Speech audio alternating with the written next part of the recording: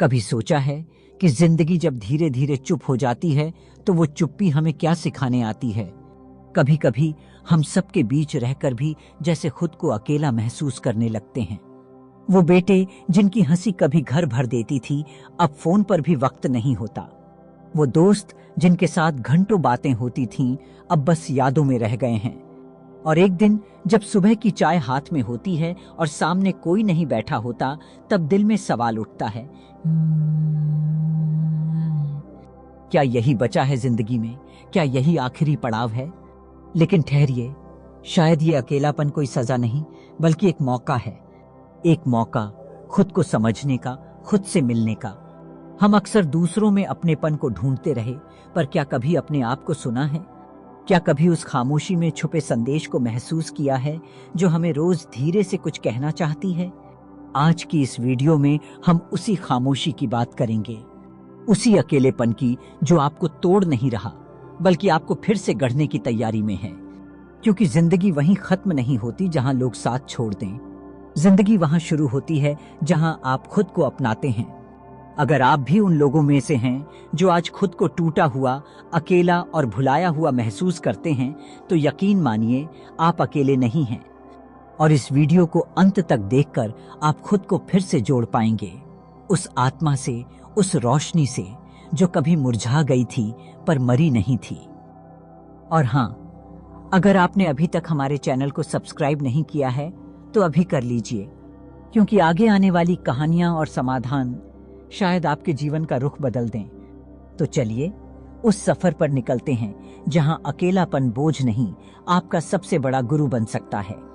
जहां जिंदगी फिर से खिल उठेगी नई सुबह के साथ। क्या आपने कभी महसूस किया है कि आप सबके बीच रहते हुए भी भीतर से बिल्कुल खाली हैं? यह भावना जिसे हम अकेलापन कहते हैं, केवल बाहरी दुनिया से नहीं आती। यह भीतर से जन्म लेती है तब जब हमारी आत्मा और मन एक दूसरे से कटने लगते हैं। अकेले रहना एक वास्तविक स्थिति है, जैसे कि जब आपके आसपास कोई नहीं होता। लेकिन अकेलापन एक मानसिक अनुभव है जो तब भी हो सकता है जब आप परिवार, का है, दोस्तों या भीड़ के बीच हों। उदाहरण के लिए, एक बुजुर्ग दंपति के बीच भी चुप्पी और समझ की कमी हो तो उनमें से कोई भी अकेला महसूस कर सकता है, जबकि दोनों साथ रहते हैं। अब सवाल उठता है, जब यह भावना इतनी गहरी और निजी है तो इससे बाहर निकलने का रास्ता क्या है? सबसे पहला कदम है खुद से बातचीत करना। हम अक्सर खुद को सुनते नहीं। अपने मन में जो भी चलता है, तकलीफ, अफसोस, डर या पुरानी यादें, उन्हें दबा देते हैं। लेकिन जब आप रोज सुबह या रात को 10 मिनट का समय सिर्फ अपने मन को सुनने के लिए देंगे तो वह धीरे धीरे शांत होने लगेगा। खुद से यह पूछें, आज मुझे किस बात ने सबसे ज्यादा परेशान किया, और फिर उसका जवाब खोजने की कोशिश करें। यह प्रक्रिया आपको अपने आप से जुड़ने का पहला मौका देती है। दूसरा कदम है किसी एक छोटे काम में मन लगाना, चाहे वह पौधों को पानी देना हो, पुराने फोटो एल्बम देखना हो, पुराने दोस्त को फोन करना हो या आस पड़ोस में किसी से 2 मिनट बात करना। ये छोटे छोटे क्रियाएं आपके भीतर की ऊर्जा को बहाव देती हैं और अकेलेपन की रुकावट को तोड़ती हैं। तीसरा और सबसे गहरा कदम है किसी उद्देश्य की तलाश करना। अगर आप सुबह उठकर यह सोचें कि आज आपको किसी को खुशी देनी है, जैसे किसी को धन्यवाद कहना, किसी बीमार दोस्त का हाल पूछना या मंदिर जाकर कुछ देर मौन बैठना, तो आपके भीतर का रिक्त स्थान भरने लगेगा। ये कोई भारी भरकम काम नहीं है, लेकिन रोज इन्हें करने से मन को दिशा और आत्मा को गहराई मिलती है। अकेलापन तब दर्द देता है जब हम खुद को दूसरों से और धीरे धीरे अपने आप से काट लेते हैं। लेकिन जब हम इस दर्द को समझना शुरू करते हैं, उसे स्वीकार करते हैं और उससे जुड़ने का प्रयास करते हैं, तो यही अकेलापन एक गहरी शांति और आत्मिक विकास का जरिया बन सकता है। याद रखिए, अकेले रहना कोई अभिशाप नहीं बल्कि आत्मा से मिलने का निमंत्रण है। जब हम अकेले होते हैं तब असल में हमारे पास खुद से मिलने का सबसे बेहतरीन अवसर होता है। लेकिन अक्सर हम इस समय को डर और बेचैनी के साथ भर देते हैं। सवाल यह नहीं है कि हम अकेले क्यों हैं, बल्कि यह है कि हम अकेले रहते हुए अपने बारे में क्या सोचते हैं। यही सोच तय करती है कि हमारा अकेलापन हमें तोड़ेगा या तराशेगा। कभी एक पल के लिए चुपचाप बैठकर खुद से पूछिए, मैं खुद के साथ कैसा महसूस करता हूँ? क्या मैं अपने ही साथ सहज हूँ? अगर आप अपने ही साथ असहज हैं, तो सोचिए कोई और कैसे आपको पूर्ण रूप से सुख दे सकता है। यही वह पहला कदम है जो सोच को बदलने की शुरुआत करता है। बुद्ध कहते हैं, मन को जीतना हजारों शत्रुओं को जीतने से बड़ा है। इसका अर्थ है, जब तक आप अपने ही विचारों पर, अपनी ही भावनाओं पर नियंत्रण नहीं रखते, तब तक बाहर की दुनिया आपको चैन नहीं दे सकती। अब सवाल यह उठता है, मन को कैसे जीतें? इसके लिए सबसे पहले जरूरी है स्वीकृति। आप जैसे हैं उसे वैसे ही स्वीकार कीजिए। अगर आपको गुस्सा आता है, ईर्ष्या होती है, डर लगता है, तो खुद से भागने की जगह इन्हें गौर से देखिए। हर भावना के पीछे कोई वजह होती है। जब आप उस वजह को पहचान लेते हैं, तो वह भावना आपको कंट्रोल नहीं करती, बल्कि आप उसे समझने लगते हैं। दूसरा चरण है खुद से संवाद करना। हर दिन 10-15 मिनट का समय निकालिए जहां आप खुद से बात करें। यह किसी ध्यान की मुद्रा में बैठकर भी किया जा सकता है, या फिर टहलते समय भी।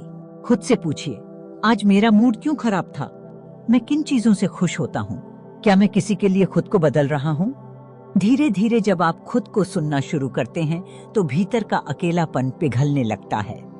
आप समझने लगते हैं कि अकेलापन दुश्मन नहीं है, वो तो आपके अंदर के बच्चे की तरह है, जिसे सिर्फ समझने और अपनाने की जरूरत है। और याद रखिए, यह बदलाव एक दिन में नहीं होता, लेकिन अगर आप रोज 10-15 मिनट इस अभ्यास को देते हैं, तो 1 महीने के भीतर आपको फर्क महसूस होने लगेगा। आप खुद से जुड़ने लगेंगे, और तब अकेलापन सिर्फ एक स्थिति रह जाएगा, न कि कोई तकलीफ। यही सोच में असली परिवर्तन होता है, जब हम खुद को अपनाना शुरू करते हैं। जब जीवन में अकेलापन भारी पड़ने लगे, तो सबसे पहले जरूरत होती है अपनी दिनचर्या को उद्देश्य देने की। एक ऐसा उद्देश्य जो सिर्फ समय काटने के लिए न हो, बल्कि दिल को छू जाए। दिन की शुरुआत किसी बड़े काम से नहीं, बल्कि एक साधारण लेकिन गहरे सवाल से कीजिए। आज मैं ऐसा क्या कर सकता हूँ जिससे मुझे अंदर से संतोष मिले? यह सवाल आपको अपने भीतर झांकने के लिए मजबूर करेगा।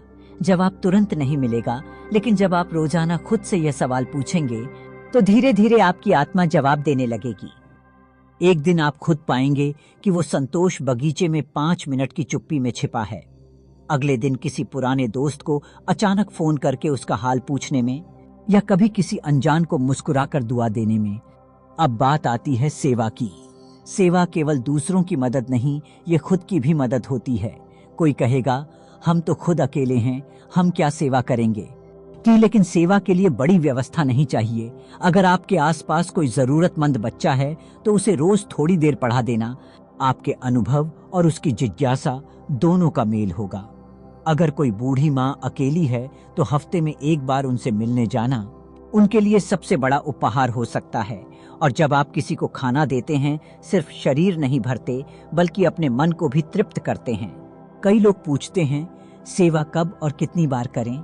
इसका उत्तर यही है, जब भी मन भटके या खाली महसूस हो, सेवा ही सबसे सरल दवा है। अंत में सबसे जरूरी चीज रचनात्मकता। अकेलेपन की सबसे बड़ी ताकत है, वो आपको खुद से मिलवाता है, और रचनात्मकता उसी आत्मिक मुलाकात की शुरुआत है। कोई कहेगा, हम तो पेंटिंग करना नहीं जानते। जरूरी नहीं कि आप कलाकार हों, बस एक रंग भरो, मन रंग जाएगा। भजन सुनिए, मन को गुनगुनाने दीजिए। कुछ लिखिए, चाहे पुराने दिन हो, भावनाएं हों, या सिर्फ सपने। सिलाई बुनाई सीखिए, नए डिजाइन नहीं तो प्यार के साथ पुराने कपड़े भी संवरते हैं। ये सब चीजें एकदम से नहीं आएंगी, लेकिन 1 हफ्ते तक रोज कुछ नया करने की ठान लीजिए, आपको खुद में रुचि आने लगेगी। रिसर्च कहती है कि जो बुजुर्ग नियमित रूप से रचनात्मक गतिविधियों से जुड़े रहते हैं, उनमें डिप्रेशन 40% तक कम हो जाता है। लेकिन ये सिर्फ आंकड़ा नहीं है, ये अनुभव की पुकार है। और अनुभव यही कहता है, जब मन किसी उद्देश्य में लग जाए, तो अकेलापन खुद हार मान जाता है। एक दिन हमारे आश्रम में एक 75 साल की बुजुर्ग महिला आई। चेहरे पर हल्की मुस्कान थी, लेकिन आंखों में एक गहराई थी जो अकेलेपन की होती है। उन्होंने बैठते ही कहा, बच्चे सब अपने अपने घरों में बस गए हैं, अब तो जीवन बस पूजा पाठ और इंतजार का नाम रह गया है। इस एक वाक्य में जैसे उन्होंने अपने जीवन की पूरी कहानी कह दी। मैंने उन्हें देखा और कहा, पूजा को मत बदलो, लेकिन पूजा का अर्थ जरूर बदल दो। पहले तो वो थोड़ा चौंकी, फिर धीरे धीरे मैंने समझाना शुरू किया। मैंने कहा, पूजा का अर्थ सिर्फ मंत्र और धूप नहीं है। पूजा का अर्थ है किसी काम में इतनी श्रद्धा से जुड़ जाना कि उसमें प्रेम झलकने लगे। अपने भजन, अपनी आवाज को अब आप केवल भगवान के लिए नहीं, अपने परिवार के लिए भी समर्पित करो। इसके बाद उन्होंने रोज एक नया भजन सीखना शुरू किया। उन्हें थोड़ा समय लगा। शुरुआत में स्वर और ताल मिलाना कठिन लगा। कभी शब्द भूल जाती थीं, आबा की आगे बाबा थी। कभी रिकॉर्डिंग ठीक से नहीं हो पाती थी, लेकिन वो डटी रहीं। हर दिन थोड़ा थोड़ा अभ्यास करने लगीं। जब उन्होंने पहला भजन रिकॉर्ड करके अपने पोते को भेजा तो उसकी प्रतिक्रिया ने उन्हें रुला दिया। उसने लिखा, दादी, आपकी आवाज सुनकर लगा जैसे घर आ गया। उस दिन के बाद दादी माँ के लिए भजन सिर्फ आरती नहीं रह गया, वो संवाद बन गया, एक पुल जो दूरी को प्रेम से जोड़ता है। धीरे धीरे उनके भेजे गए भजन परिवार के व्हाट्सएप ग्रुप में वायरल होने लगे। रिश्तेदारों ने सराहना शुरू की और उन्होंने महसूस किया कि अब वो केवल अकेली नहीं हैं, बल्कि जुड़ी हुई हैं एक नए रूप में। यह परिवर्तन रातों रात नहीं हुआ। उन्हें लगभग 15 दिन लगे पहले भजन को याद करने, बोलों को स्पष्ट करने और मोबाइल में रिकॉर्डिंग करना सीखने में। कभी टेक्निकल समस्याएं आईं, कभी उत्साह कम हुआ, लेकिन हर बार ये सोचकर उठ खड़ी हुई कि आज नहीं भेजा तो कल मेरा पोता इंतजार करेगा। आज वो अकेली हैं, लेकिन अकेली नहीं हैं। उनका अकेलापन एक नए रूप में बदल गया है। वो रूप जिसे हम प्रेम कहते हैं, संवाद कहते हैं और आत्मिक जुड़ाव कहते हैं। यही परिवर्तन है, जब हम इंतजार से उठकर अपने भीतर की शक्ति को पहचानकर कुछ नया रचते हैं। जब जीवन में सब कुछ दूर होता चला जाए, अपने सपने, काम, शौक, यहाँ तक कि बातचीत करने वाले चेहरे भी, तब एक ही चीज रह जाती है जो सदा पास होती है, आपकी आत्मा। यही वह तत्व है जो न टूटता है, न बंटता है और न ही आपको कभी अकेला छोड़ता है। लेकिन समस्या यह है कि जब बाहर की दुनिया शोर मचाना बंद कर देती है, तब भीतर की खामोशी डराने लगती है। ऐसे में एक रास्ता है जो सिर्फ बाहर से नहीं, भीतर से भी आपको सहारा देता है, आत्मिक जुड़ाव। बुद्ध ने एक गहरी बात कही थी, अकेलापन भ्रम है, जो भीतर पूर्ण है उसे कोई बाहर से भर नहीं सकता। इस वाक्य का मतलब यह है कि यदि आपके भीतर सच्ची शांति और संतुलन है तो बाहरी शून्यता आपको नहीं तोड़ सकती। लेकिन सवाल उठता है, उस संतुलन को पाया कैसे जाए? आप हर दिन सिर्फ 10 मिनट का समय अपने लिए निकालिए, किसी कमरे में, किसी कोने में, या अगर मुमकिन हो तो खुले आसमान के नीचे बस आंखें बंद करके बैठ जाइए। कोशिश कीजिए कि न आप किसी बात को सोचें, न किसी चीज को पकड़ने की कोशिश करें। केवल अपनी सांसों को महसूस कीजिए। जैसे जैसे आप सांस अंदर ले रहे हैं और बाहर छोड़ रहे हैं, उसे पूरे होश से देखिए। पहले 2-3 दिन मन भागेगा, आवाजें आएंगी, शरीर बेचैन होगा, लेकिन चौथे या 5वें दिन से आपका मन खुद शांत होने लगेगा। आप देखेंगे कि बाहर भले ही कोई न हो, भीतर एक बहुत गहरा साथी है जो आप ही हैं। जब मन फिर भी भारी हो, भावनाएं घबराने लगें, तब एक छोटा मंत्र AUM शांति शांति शांति बार बार धीरे धीरे बोलिए। लेकिन इसका तरीका भी समझना जरूरी है। इसे बोलते समय आवाज बहुत धीमी होनी चाहिए, जैसे आप अपने ही कानों से सुनना चाहते हैं। एक बार बोलें, फिर थोड़ी देर रुकें और महसूस करें कि क्या वाकई शांति अंदर आ रही है। ऐसा 5 से 7 बार करने से एक कंपन, वाइब्रेशन उत्पन्न होता है जो मन के अशांत तरंगों को शांत करता है।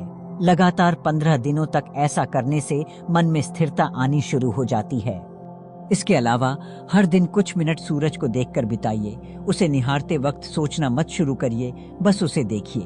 फिर किसी पेड़ के पास जाइए, उसकी छाल को छूइए, पत्तियों की बनावट को महसूस कीजिए। यह कोई प्रतीकात्मक काम नहीं है, यह एक जैविक प्रक्रिया है। पेड़ और सूरज, ये प्रकृति के वे हिस्से हैं जो हमारी जीवन ऊर्जा को पुनः सक्रिय करते हैं। कुछ लोग कहते हैं, इससे क्या होगा? लेकिन जो नियमित रूप से ऐसा करते हैं बी की आगेते हैं, उन्हें मालूम है कि यह एक हीलिंग सर्किट बनाता है जो अकेलेपन को धीरे धीरे घुला देता है। ध्यान, जप और प्रकृति, ये तीनों मिलकर एक ऐसा रास्ता खोलते हैं जहां अकेलापन अब डरावना नहीं लगता। यह आत्मा से संवाद बन जाता है और यही है सच्चा आध्यात्मिक समाधान। बुजुर्गों के जीवन में सबसे बड़ी पूंजी होती है अनुभव, लेकिन जब वही अनुभव घर की चार दीवारी में कैद हो जाए और बात करने वाला कोई न हो, तो अकेलापन चुपचाप दस्तक देता है। ऐसे में सबसे पहला कदम है एक छोटी सी कम्युनिटी बनाना। इसका मतलब ये नहीं कि कोई बड़ा आयोजन करना है या 100 लोग इकट्ठा करना है। आप बस अपने मोहल्ले या कॉलोनी में 3-4 अपने जैसे उम्र दराज साथियों से मिलना शुरू करें। शुरुआत में सप्ताह में एक बार किसी के घर मिलिए, बैठिए, बात कीजिए, थोड़ा भजन सुनिए या बचपन की कोई कहानी सुनाइए। इस छोटी सी शुरुआत को आप एक सत्संग मिलन कह सकते हैं। धीरे धीरे लोग जुड़ते चले जाएंगे और यह मिलन मन का सहारा बन जाएगा। कोई कहेगा कि उन्हें चलने में दिक्कत होती है तो आप उनके घर मिलने जाइए। इस तरह एक आत्मीय माहौल बनेगा और अकेलापन दरकने लगेगा। अब एक बहुत प्रभावशाली तरीका है अपनी जर्नी को YouTube पर शेयर करना। आप सोचेंगे, इस उम्र में YouTube? लेकिन यही तो खूबसूरती है इस तकनीक की। आपको कोई प्रोफेशनल सेटअप नहीं चाहिए। आपके पास जो भी मोबाइल है वही काफी है। आप एक जगह बैठिए, कैमरा ऑन कीजिए और दिल से बोलिए, जैसे कि नमस्कार, मैं 70 साल का हूं और आज मैं पहली बार अपने दिल की बात कह रहा हूं। लोग आपके अनुभव, सच्चाई और सादगी से जुड़ेंगे। शुरुआती दिनों में शायद कोई न देखे, लेकिन एक दिन आपकी बात लाखों तक पहुंचेगी, क्योंकि लोग आज कनेक्शन खोज रहे हैं और आपके पास असली अनुभव है। और जहां बात आती है तकनीक की, तो उसे दीवार नहीं, एक सेतु बनाइए। आज हर फोन में व्हाट्सएप है। आप एक ग्रुप बनाइए जिसमें अपने पुराने स्कूल के दोस्त, रिश्तेदार या जान पहचान के लोग जोड़िए। आप चाहें तो फेसबुक पर सीनियर सिटीजन इंडिया या गोल्डन एज क्लब जैसे ग्रुप खोज सकते हैं, जहां हजारों लोग आप जैसे अनुभव साझा कर रहे हैं। वहां आप सवाल पूछ सकते हैं, जवाब दे सकते हैं और किसी की कहानी पढ़कर खुद को अकेला नहीं समझेंगे। जरूरी ये नहीं कि आप सब एक दिन में करें, लेकिन जरूरी ये है कि एक दिन शुरुआत करें। बस एक बातचीत से, एक वीडियो से, एक ग्रुप से जिंदगी में फिर से रंग भरना शुरू हो सकता है। जब तक हम अकेलेपन को केवल एक दुखद अनुभव समझते हैं, तब तक वह हमारे मन का सबसे बड़ा बोझ बना रहता है। लेकिन जैसे ही हम उसकी भाषा को समझने लगते हैं, उसका संदेश पकड़ने लगते हैं, वह एक मार्गदर्शक में बदल जाता है। अकेलापन दरअसल हमारी आत्मा का निमंत्रण है, एक ऐसा निमंत्रण जो हमें भीतर झांकने, खुद से जुड़ने और खुद को अपनाने के लिए बुलाता है। जब आप कहते हैं मैं अकेला नहीं हूं, मैं अपने साथ हूं, तो इसका अर्थ सिर्फ शब्दों का मेल नहीं होता। इसका मतलब होता है कि आपने खुद को समझने की शुरुआत कर दी है। इसका मतलब है कि आप अब किसी और के सहारे या मौजूदगी पर निर्भर नहीं रहना चाहते। आप ये जान चुके हैं कि आपके भीतर ही वो शांति, वो अपनापन और वो ऊर्जा है जिसकी तलाश आप बाहर करते रहे हैं। अब सवाल आता है, खुद से प्यार कैसे करें? इसका जवाब बहुत सरल है, लेकिन इसे अपनाना एक अभ्यास है। इसका मतलब है कि आप अपनी कमजोरियों को नकारें नहीं, बल्कि उन्हें अपनाएं। इसका मतलब है कि आप हर उस क्षण को स्वीकार करें जब आपने हार मानी, डर महसूस किया या खुद को अकेला पाया। खुद से प्यार करने का मतलब ये नहीं कि आप परफेक्ट बने, बल्कि इसका मतलब है कि आप जैसे हैं वैसे ही खुद को स्वीकारें, बिना शर्त, बिना तुलना। जब हम दूसरों को माफ करने की बात करते हैं, तो लोग अक्सर पूछते हैं, कैसे माफ करें जब दर्द इतना गहरा हो? तो इसका उत्तर ये है कि माफ करना किसी के लिए नहीं, बल्कि अपने लिए होता है। जब आप माफ करते हैं, तो आप उस घाव को भरने की इजाजत देते हैं जिसे आप सालों से ढोते आए हैं। माफ करना एक दिन का काम नहीं है, यह एक प्रक्रिया है, एक अभ्यास है जिसे हर दिन दोहराना पड़ता है, जब तक आपका मन हल्का न महसूस करने लगे। हर दिन को एक नई शुरुआत की तरह जीने का अर्थ है, बीते कल की गलतियों, पछतावों और शिकायतों को वहीं छोड़ देना। इसका मतलब है कि जब आप सुबह आंख खोलें तो उस दिन को एक उपहार की तरह देखें, जैसे कि ये जीवन ने आपको फिर से जीने का एक मौका दिया है। और यदि इस पूरी बात ने आपके दिल को छू लिया है तो इसे किसी ऐसे बुजुर्ग के साथ जरूर साझा करें जो इस समय अकेलेपन से जूझ रहा हो।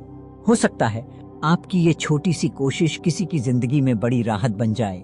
और अंत में नीचे कमेंट जरूर कीजिए, मैं अकेला नहीं हूँ, मैं अपने साथ हूँ। क्योंकि जब आप ये शब्द लिखते हैं तो आप न केवल खुद को याद दिला रहे होते हैं, बल्कि इस दुनिया को भी एक जरूरी संदेश दे रहे होते हैं कि अकेलापन अंत नहीं, शुरुआत हो सकता है।